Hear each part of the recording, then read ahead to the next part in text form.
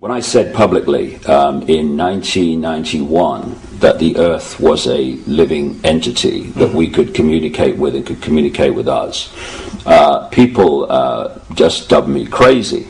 And now we're seeing scientists who have studied this coming to the same conclusion. Yes.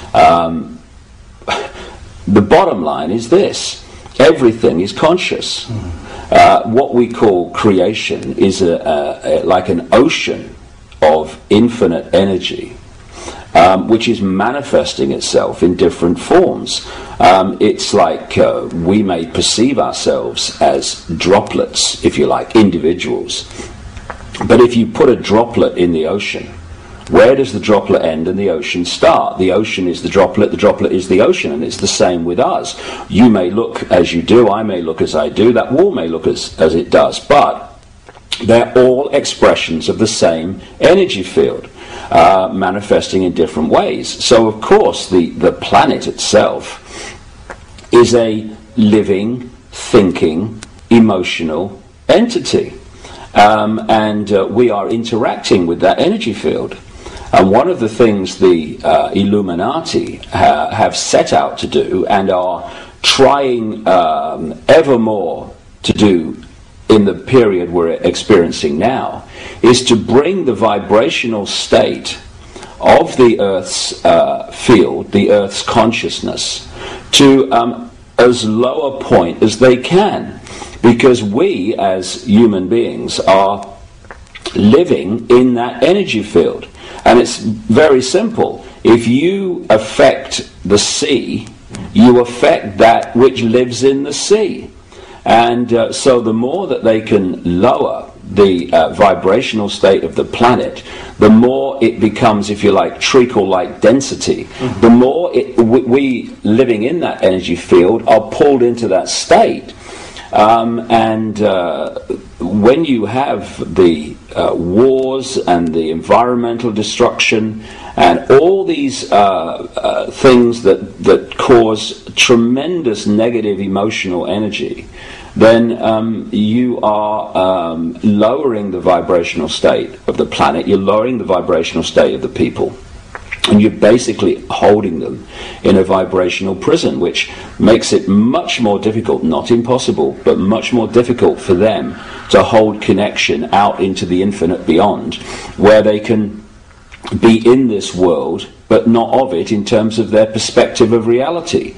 If you disconnect people and hold them in this density, hold them in this illusory reality, they are in this world and they are also of it. And therefore, the only information that they have to get a fix on how they see life themselves and reality in general is through the eyes and the ears. And who controls that? The Illuminati control that through what we laughingly call the education system, the mainstream media across the planet. And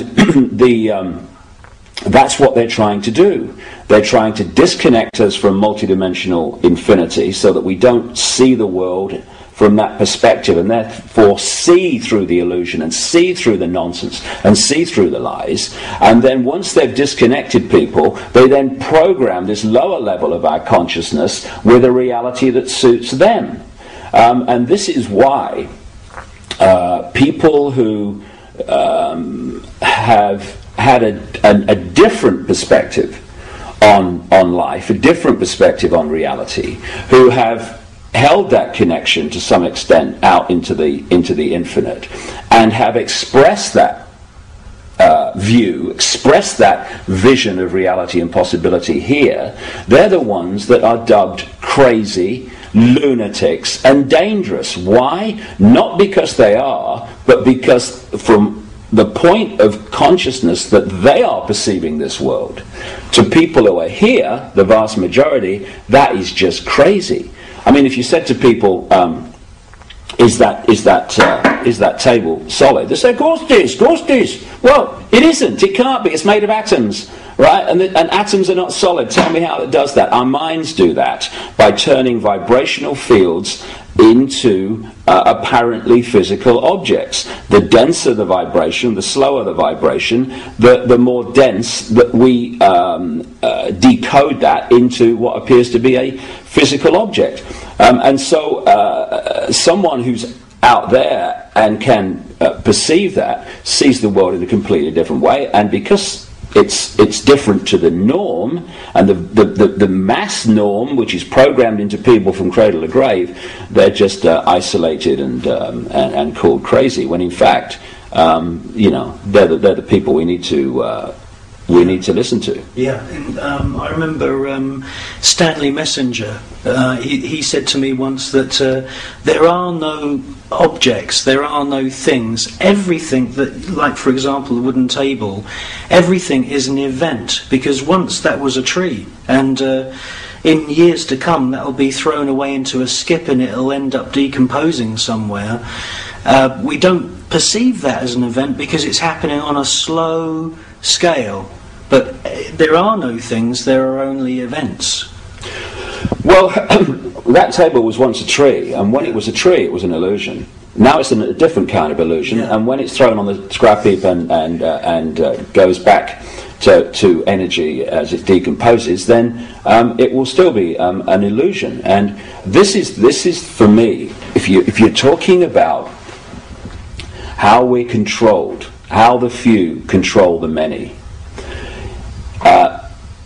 If you can suppress the information that people receive in terms of what is possible, you to the same rate suppress their perception of what is possible.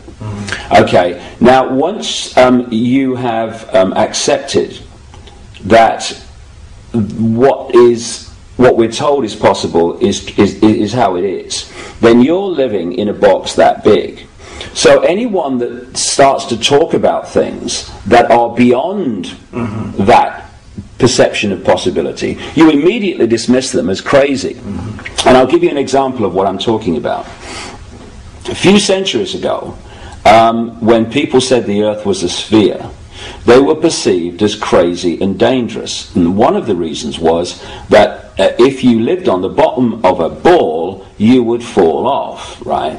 Now, once you introduce the law of gravity, what appears at first sight to be a nonsensical idea becomes perfectly logical. However, if you suppress at that time knowledge of the law of gravity, then people are going to dismiss the truth because they can't perceive that the truth can be possible. And when you're talking about entities that shapeshift, that appear and disappear, UFOs that appear and disappear, if you program the population to believe that this world is all there is, that this is a solid world of solid individual objects, then the idea of things appearing and disappearing or shape-shifting from one state to another, to that sense of perception, is totally ludicrous. But once you introduce the suppressed knowledge, which is that this world is not solid, and what we're living in is basically symbolically a radio station, in terms of all the radio and television stations broadcasting to this place now are all existing in the space that I'm sitting in. I can't see them, they are not aware of each other unless they're really close on the dial, because they're on different frequencies. And if I'm on or something else is on a different frequency, a seriously different frequency to that wall, then I can walk through it, or something else can walk through it. Just as if I turn my radio on now, I tune into a radio frequency broadcast that's coming through this wall or this window. And so this reality that we think is so solid and all that there is actually like a radio station. And this physical body, this holographic illusion, locks us in, tunes us in like a radio to this radio station, to this reality.